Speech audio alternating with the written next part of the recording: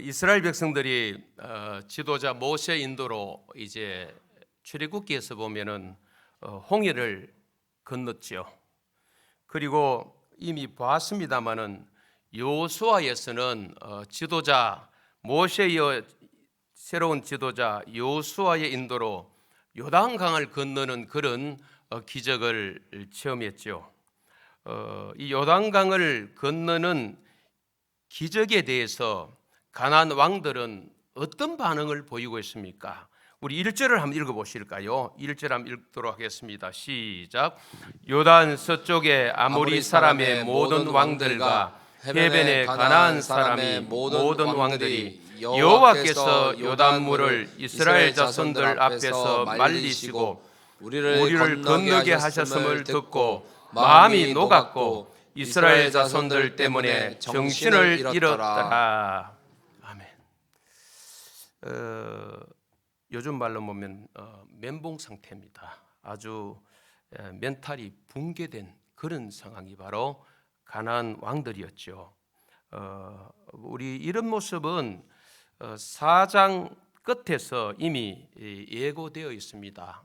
오늘 이 본문 1절은 4장과 5장을 이렇게 이어주는 그런 내용이죠. 특별히 우리 4장 23절 24절이 그런 말씀이 되겠습니다. 우리 5장을 이어주는 내용인데 우리 4장 23절 24절을 한번 읽어보실까요? 바로 앞부분에 있는데 4장 23절 24절 시작. 너희 하나님 여호와께서 요단물을 너희 앞에 마르게 하사 너희를 건너게 하신 것이 너희 하나님 여호와께서 우리 앞에 홍해를 말리시고 우리를 건너게 하신과 같았나니 이는 땅의 모든 백성에게 여호와의 손이 강하신 것을 알게 하며 너희가 너희 하나님 여호와를 항상 경외하게 하려 하심이라 하라. 그렇죠. 4장 끝에 있는 이 말씀 바로 오늘 본문 1절과 연결이 되는 말씀이죠. 본문 1절처럼 가나안 사람들이 마음이 녹아내리게 된 이런 동기는 이스라엘의 여러분 군사력이 아닙니다.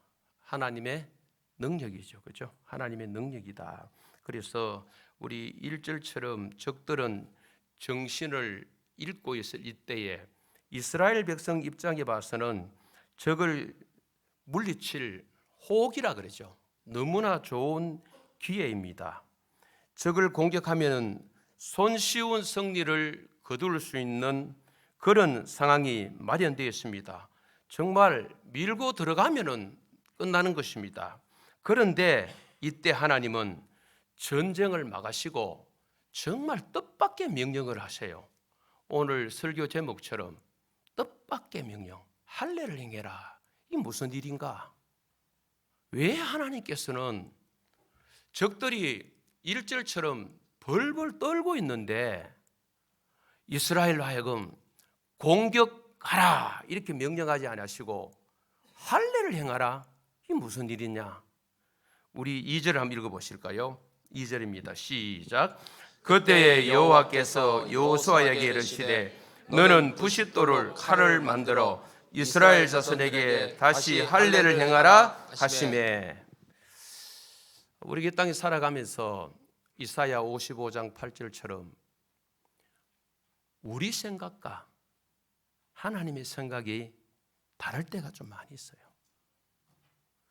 저도 신앙생활하고 목회자 생활하면서 여기까지 왔지만은 내 생각과 하나님의 생각이 다를 때가 많아요.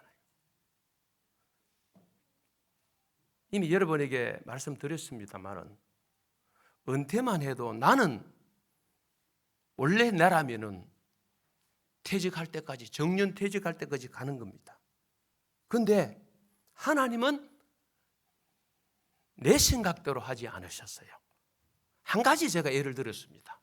저를 예를 들어서 내 생각대로 하지 않았어요. 은퇴는 내 생각이 아닙니다. 하나님의 뜻입니다. 내 의지대로 한 게 아닙니다. 내 의지는 더 하는 겁니다. 마지막까지 하는 겁니다. 그런데 하나님 뜻은 어디라고요? 그만두라는 겁니다. 이렇게 이사야가 말한 것처럼 여러 가지 면에서 내 생각과 하나님의 생각이 다를 때가 많이 있습니다. 하나님은 적을 공격하라고 하지 않으시고 얼토당토한다 그러죠. 무슨 이런 일? 할례를 행하라고 하시는데 광야 생활 중에 할례를 안 했던 이스라엘 백성들에게 할례를 명하시는데 마치 오늘날 예를 든다면은 누가 보더라도 뭡니까? 이거다 싶은데 하나님은 어떻게 해요? 아니다, 다른 거다 이렇게 하시는 거예요. 우리 모두의 생각은 이겁니다 하는데 하나님은 우리 모두의 생각을 접어버리시고 아니다, 다른 거다 이렇게 하신다는 거예요. 이게 우리 본문의 내용이에요. 우리 인간의 상식 밖의 것을 하나님은 하라고 요구하시는 것이죠. 성경을 보면은 하나님의 명령이 상식적인 것만 있는 게 아니에요. 비상식적인 것이 굉장히 많아요. 더 많이 나옵니다. 합리적인 것만 나오는 것 아니에요. 하나님의 명령을 보면은 비합리적인 것도 많아요. 그럴 때 우리는 어떻게 해야 됩니까?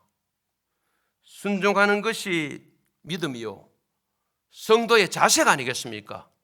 하나님께서 우리에게 명령하신 어떤 것들에 대해서 저와 여러분이 이해가 되는 것만 아멘 하는 게 아닙니다. 내가 하기 쉬운 것만 아멘 하는 것 아니에요.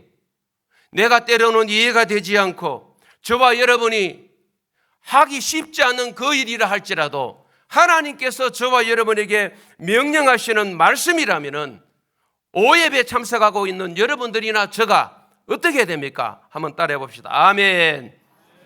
그것이 바로 성도의 자세인 줄 믿습니다. 그렇다면은 하나님께서 이 전쟁하기 직전인 이 마당에 왜 전쟁터에서 할례를 행하라고 하셨는지 세 가지 좀 찾아봐야 됩니다. 그 이유를. 첫째는 하나님과의 관계 회복이 중요했기 때문에 그렇습니다. 하나님과의 관계를 회복하라는 것입니다. 굉장히 중요한 거예요. 할례 행함과 본문 뒤에 나오는 이 유월절 지키는 내용 다음에 보겠습니다만 이어서 이 유월절 지킴은 하나님과의 관계 회복을 위한 것입니다. 하나님의 백성이라는 것을 확정하는 일, 자기 점검이 더 급선무라는 것입니다. 할례는 하나님과 새로운 세대와의 관계 확립입니다. 언약을 뭐 하는 겁니까? 한마디로 갱신하는 것입니다. 할례는 하나님이 가나안 땅을 아브라함과 그 자손에게 주시겠다고 약속하시면서 언약의 표징으로서 아브라함과 그의 자손 대대로 모든 남자들이 받도록 하신 것 아닙니까? 그게 바로 창세기 17장입니다. 그래서 할례는 언약 백성의 신분을 알리는 표징이요 하나의 상징이었습니다. 할례는 하나님의 백성임을 나타내는 언약의 표징이지만 또 한 가지는 믿음의 흔적을 몸에다가 하나 뭐합니까? 새기는 것입니다. 나는 하나님의 백성이다. 이스라엘 백성들은 전쟁을 치르기 전에 자신들이 누구인지를 먼저 점검하는 것이 중요했습니다. 즉 자기 정체성을 바로 아는 것이 중요했습니다. 그들은 하나님의 자녀임을 확인하는 자임으로 할례를 하겠지요. 그래서 전쟁을 앞두고 하나님의 언약의 백성이라는 확정을 먼저 해야 할 필요가 있었습니다. 그렇습니다. 오늘 이 시대에 우리에게 적용해 보면요, 우리 사랑하는 자녀들이 공부하기 전에 너가 왜 공부해야 되는지, 취업하기 전에 너가 왜 취업을 해야 되는지, 사랑하는 자녀들이 장성했습니까? 여러분들 장년이십니까? 사업을 하기 전에 왜 사업을 해야 되는지, 그게 더 중요해요. 내가 왜 장사해야 돼? 왜 내가 취업을 해야 되는지 당사자도 알아야 되고 곁에 있는 부모님이 계시다면 너가 왜 취업을 해야 되는지, 취업하는 목적이 뭔지, 돈은 왜 벌어야 되는지, 너가 건강해야 되는지, 건강해야 되죠 당연히. 왜 건강해야 되는지, 그 이전에 내가 누구인지를 아는 정체성 바로 알아야 되겠죠. 나는 하나님의 자녀라는 사실, 하나님께서 이 땅에 저와 여러분을 남은 자로 두셨다는 것, 거루터기로 두셨다는 것, 사명자예요. 내가 왜 이 땅에 존재하는지, 존재의 이유, 존재의 목적, 너무나 중요한 거 아닙니까? 너무 중요한 거 아닙니까? 사도 바울은 빌립보서를 우리가 묵상했습니다마는 빌립보서 1장에서 왜 자기가 사는지, 그 사는 이유 말했잖아요.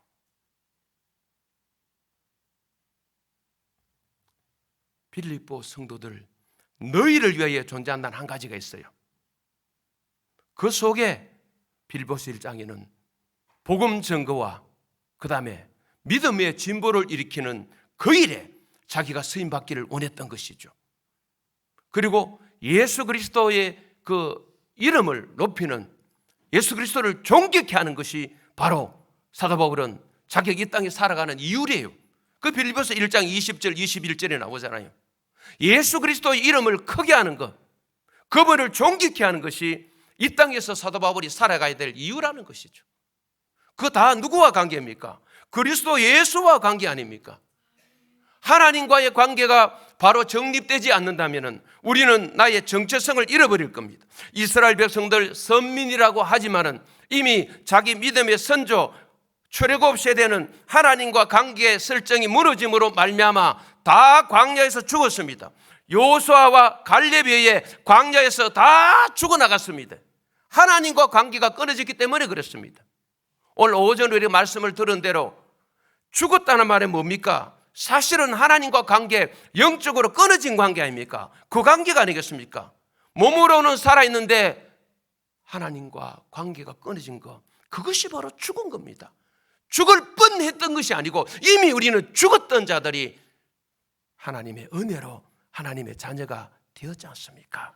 이 관계를 아는 것, 내가 누구라는 이 정체성, 너무나 중요한 것이죠. 그 일을 위해서 우리 하나님께서는 전쟁터에서 이스라엘 백성들, 남자들 할례를 시킨 것 아니겠습니까? 두 번째, 하나님만 온전히 의지하라는 것입니다. 하나님을 전적으로 신뢰하고 의지하라는 것입니다.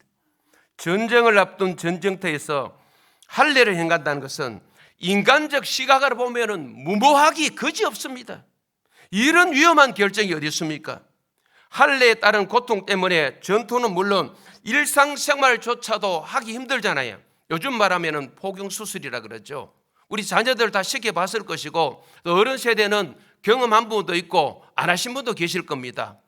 그거 받고 나면은 며칠 움직이기가 쉽지 않습니다. 저 두 아들도 한 날 1시에, 시간은 잘 모르겠어요. 초가 다르니까. 한 병원에 갖다 넣어가지고 초등학교 때 두 놈을 시켜놓으니까 그 좀 봄, 여름 시켰던가 더운 때 시켜가지고 둘이 뭐가 일찍 시키면 좋다 그래가 또 초등학교 때 조영동에서 시켰어요. 여기 오기 전에 두 놈이 넘어가. 야, 상상이 가십니까? 이것도 어느 터에, 전쟁터에 적군을 바라보고 하나님께서는 이스라엘 남자들을 할례를 시킨 거예요. 전쟁을 앞두고 남자들에게 외과수술을 시행하며 전혀 기동할 수 없도록 이렇게 만들었다는 것은 전투력을 완전히 상실하게 만들고 철저히 반군사적인 행위 아닙니까? 전투를 완전 상실시키는 거죠. 이런 일이 어디 있습니까? 창세기에 시몬과 레위가 자기들의 누이를 범한 세겜 족속에게 복수할 때에 할례를 하게 해서 그들을 살려고 했던 사건은 할례가 얼마나 치명적인 결과를 가져주는지 하나의 실례로 창세기 34장에서 보여주고 있죠. 그럼에도 할례를 명령하신 것은 한 번 더 따라해 보실까요? 하나님만 온전히 신뢰하며 의지하라는 것입니다. 저와 여러분이 그렇게 사기를 간절히 소망합니다. 한마디로 인간의 힘은 빼라는 것입니다. 힘 빼라는 것입니다. 전쟁은 하나님이 하신다는 것을 보여주기 위해서, 이 전쟁은 이스라엘의 군사력의 성패가 달린 것이 아니라 내게 달렸다, 그걸 가르쳐 주는 거예요. 이스라엘 백성들이 앞으로 가나안 땅을 차지할 수 있는 것은 그들 스스로 어떤 정복의 힘에 의해서가 아니라 하나님이 그들에게 언약적 선물로 주시는 것이기 때문에 그렇습니다. 언약 백성에게 주시는 하나님의 선물이요 은혜이기 때문에 너희들은 그렇게 많이 앞장서 나갈 것 없다. 그래서 하나님을 향한 절대적 믿음과 순종을 하나님께서 이렇게 요구하는 것 아니겠습니까? 믿음과 순종만이 승리의 비결인 줄 믿습니다. 힘으로나 전력으로나 전략으로 이기는 것이 아닙니다. 하나님이 승리의 원동력이기 때문에 하나님만 의지하라는 것입니다. 오늘 우리도 우리 힘으로 여러분 승리하는 것 아닙니다. 우리의 삶 속에서 우리의 힘이 많이 들어가 있다면 여러분 힘 좀 빼십시오. 병원에 치료받을 때 저도 자주 듣는 말이 있어요. 의사가 몸을 막 만지면서 외과 힘 빼세요, 힘 빼세요. 간호사가 주사를 주면서 힘 빼세요. 우리 교회도 간호사가 있습니다만 힘 빼세요. 운동할 때 우리도 그렇지만은 해설자가 야구 선수나 축구 선수 야구 타격할 때 힘이 너무 많이 들어가 있어요. 공 찰 때 힘이 너무 많이 들어가서 해설을 하죠. 오늘 우리의 삶 가운데 어느 분야에 우리의 힘이 너무 많이 들어가 있습니다. 타락한 본성을 가진 인간은 조금만 힘이 있어도 그 힘으로 살려 그래요. 이게 저와 여러분이에요. 목회자도 마찬가지입니다. 목회자 자기 힘으로, 자기 지식으로, 자기 머리로, 자기 경험으로 지나가 보면은 하나님이 하셨다, 하나님의 능력으로 했다기보다는 자기 힘으로만 하셨다. 우리 교회가 여기까지 왔지만은 사실은 여기 서 있는 이 목사가 앞장서 있지만은 단임 목사이기 때문에 저의 힘으로 여기까지 온 것 아니에요.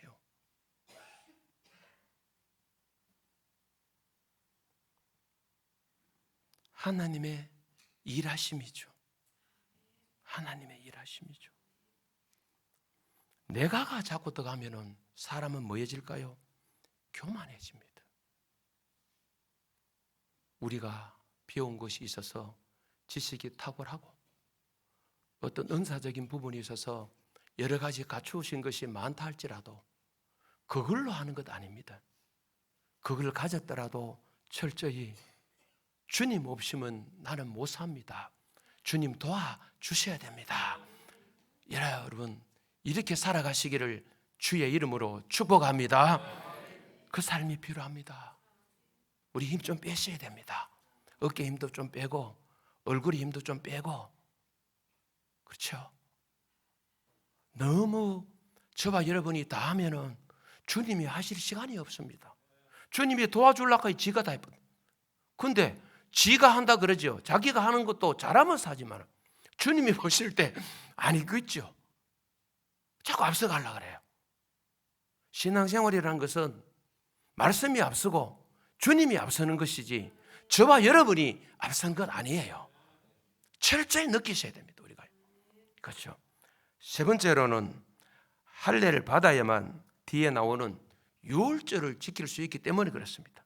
출애굽기 12장 48절 49절을 참조하시면 되겠습니다. 유월절은요, 할례 받지 않은 백성은 못 지켜요. 출애굽기 12장 48절 49절에 나와 있죠. 예. 유월절 절기를 지키기 위해서는 반드시 뭡니까? 할례가 행해져야 됩니다. 2일 후에 나흘 후에 유월절을 지키거든요. 다 연관이 있는 거예요. 이렇게 보면은 왜 하나님께서 전쟁터에서 이 이스라엘 남자들에게 할례를 시킨 것인가? 하나님과 관계 회복, 관계 정립, 그리고 너의 힘으로 살지 마라. 철저히 나를 신뢰해라. 나만 의지하라. 하나님 그렇게 말씀. 그리고 이 할례가 있어야 유월절 그 절기에 동참할 수 있는 거예요. 그렇죠? 그런데 3절이 참 중요합니다. 우리 3절 한번 읽어보실까요? 시작. 여호수아가 부싯돌로 칼을 만들어 할례산에서 이스라엘 자손에게 할례를 행하니라. 하나님 말씀에 순종했다는 거죠. 여러분들께서 이 입장이라면 어떻게 하셨을 것 같아요? 여러분 자신이 답하면 됩니다. 이런 환경에 몰려 있는데 상식적으로, 합리적으로, 경험적으로 도저히 이해할 수 없는 그걸 하나님이 우리에게 요구하시네. 하나님, 이 마당에 이런 입장에 저에게 그걸 요구하십니까? 이거 뭡니까 이거? 그렇게 할 확률이 있을 수 있어요. 굳이 지금 할례가 아니겠죠. 우리에게 요구하시는 것은 본문에 나오는 얼토당토하는 이 할례를 요구하신 것처럼 우리의 삶의 현장에도 얼마든지 하나님께서 우리 상식에 너무나도 어긋나고 상식 밖에 있는 것을 요구하실 때에 우리는 어떻게 반응합니까? 너무나 확실한 하나님의 명령으로 내게 다가올 때에 저봐 여러분 어떻게 반응하겠느냐는 거죠. 그걸 묻는 거죠. 오늘 이 본문의 여호수아는, 지도자 여호수아는 순종을 하고, 또 더 중요한 것은 지도자 여호수아의 말에 순종하는 이스라엘 남자들, 또 그 당시 여성은 물론 이 밑에 있었지만은 그 여성들도 동기가 되는 거죠. 그 당시엔 별 힘이 없었겠지만 오늘 입장엔 제가 묵상해 보니까 아무리 지도자가 하나님의 명령을 받아서 전하고 남자들이 하고 싶어도 곁에는 누가 계세요? 선지자들이 계셔. 가정마다. 그 선지자가 누굴까? 저는 아내라고 봅니다. 아내의 선지자니까 늘 남자들이 물어봐야 돼. 젊은 남자들은. 어르신들은 아닙니다. 죄송합니다. 강단에서 목사가 젊구나. 난 아니다. 어디 여자가? 남자는 하늘, 여자는 땅. 이 어르신들은 관계없고. 아멘 하셨습니다. 아멘까지는 안 하셔도 되지만 어떻든 아멘. 어디 여자가? 우리 아버님이 그렇게 살다가 돌아가셨어요. 어디? 저는 그런 집안에 자랐습니다. 그런데 우리 세대는 그렇다고 어느 쪽이 세다, 어느 쪽이 세서 내주장한다. 옛날 어르신들은요, 그 시대에 아내가 좀 강하면요, 어떤 말 했어? 우리 아버님은 아이고 그 집에 내주장한다. 내주장. 내가 누굽니까? 아내가 주장이 강하단 말이에요. 어르신들 알 거예요. 젊은 분들은 몰라. 뭐 내간 줄 알아. 내주장 하면 안 해요. 내주장. 요즘 이 시대는 저는 한쪽이 순종을 더 해야 될 것 같아. 순종의 동의, 아내들이 동의가 돼야 될. 이 시대는 여성은 그렇게 힘이 없었지만, 근데요, 제가 아무리 본문을 묵상해봐도, 야, 이스라엘 남자들 당사자들 아닙니까? 자기 성질을 내놔야 되는 거 아닙니까? 그거를요, 전쟁터에서 했다니까요. 별로 안 놀라시잖아요. 여러분은 그 당사자가 아니라서 그래요. 야, 이거 쉽지 않아요. 그냥 읽고 넘어갈 일이 아니거더라고요. 이게요, 순종하는 거예요. 요단강을 건넌 이스라엘 백성들, 요단강의 기적을 경험한 이스라엘 백성들, 전쟁터에서 남자들이 순종하는 거예요. 이 보통 아니지 않아요. 저는 보통 아니라고 봅니다. 물론 하나님의 은혜가 임했겠죠. 하나님의 은혜로 할 말이 없습니다. 뭐 그러면은 이 적진 그 앞에서 남자들이 야, 이 요즘 말하면 그 수술을 한 거잖아요. 할례는 군인에게는 완전 무장해제입니다. 그럼에도 여호수아는 순종하고 이스라엘 남자들은 순종했는데 이 순종은 어디서 나온 걸까요? 믿음에서 나온 것입니다. 아멘 하시기 바랍니다. 성경 인물 중에 순종의 사람들 쫙 떠오를 거예요. 저는 여러 순종이 있지만 창세기 22장에 누굴까요? 아버지가 자기 새끼 이삭을 드리는 그 순종보다 우리 하나님 아버지는 독생자 예수를 드렸지만 어떻게 모형인 같아요. 자기 새끼를 번제단에 올려서 드리려고. 그 강간입니까? 모리아산으로. 이 아브라함의 순종이 보통 순종은 아닌 것 같아요. 그럼 여러분의 판단이 맡길게요. 이게 쉬운 거냐? 자기 자식과 떨어져도 군대 안 보내보신 분들은 군대만 가도 지금은 짧아요. 1년 6개월. 근데 짧다 하면 안 되죠. 엄마들 영 마음이 불편할 거예요. 자기야 다 갔다 왔으니까 목사님 강대사에 짧다 하는 1년 6개월이 왜 짧아요? 18개월이 그러실 거예요. 진짜 짧아요. 우리 아이들 갈 때 비해서. 보내보시면 이제 그때 떨어져 보면 알아요. 안 떨어져 보면 잘 몰라.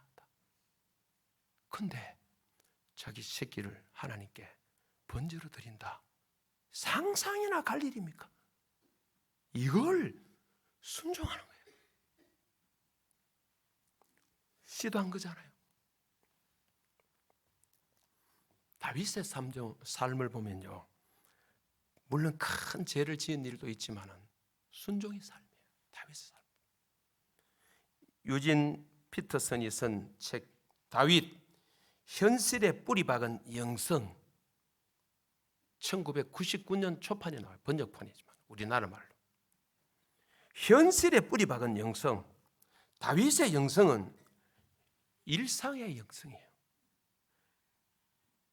특별한 영성이 아니는 특별한 삶보다 일상의 삶이 그렇게 중요해요. 그 책은 다윗의 일상의 영성을 실어놓은 거예요. 현실에 뿌리 박은 영성이라 그랬어요. 현실에. 오늘 우리의 영성이 이 예배 드리는 여기만 드러나면 안 되는 거예요. 공예배 드리는 여기만 드러나면 안 되는 거예요. 집으로 가정으로 저녁에 돌아가시면은 가정 안에 현실의 영성이 나와야 돼.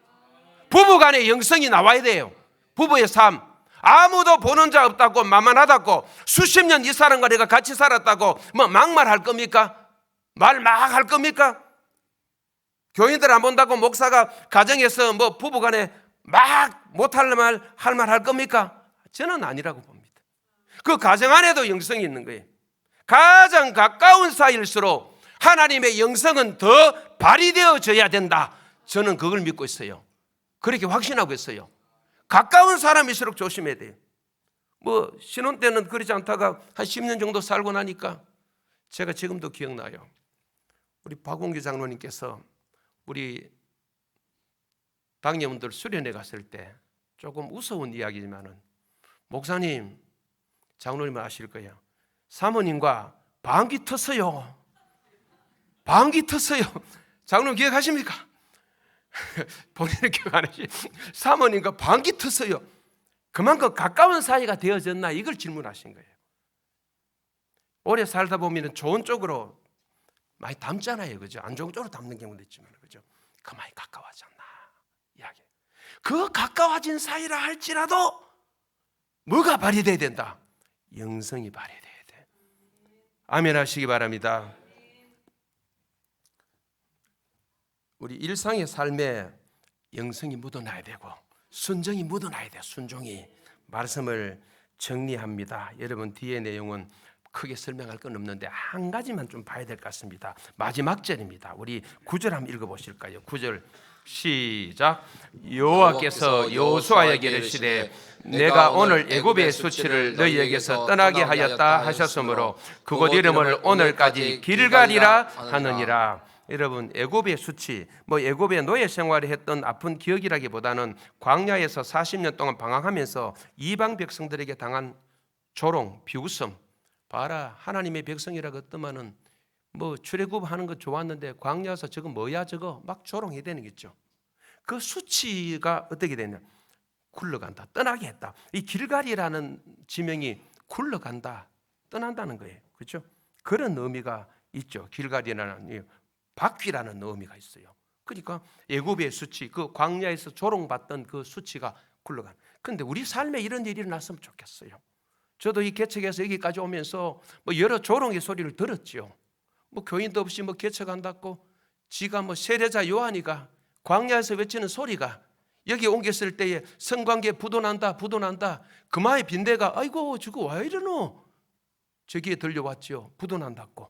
저 빛 주마에 내가 성관계가 왜 견디냐고 이겨냈습니다. 그런 조롱도 들었습니다.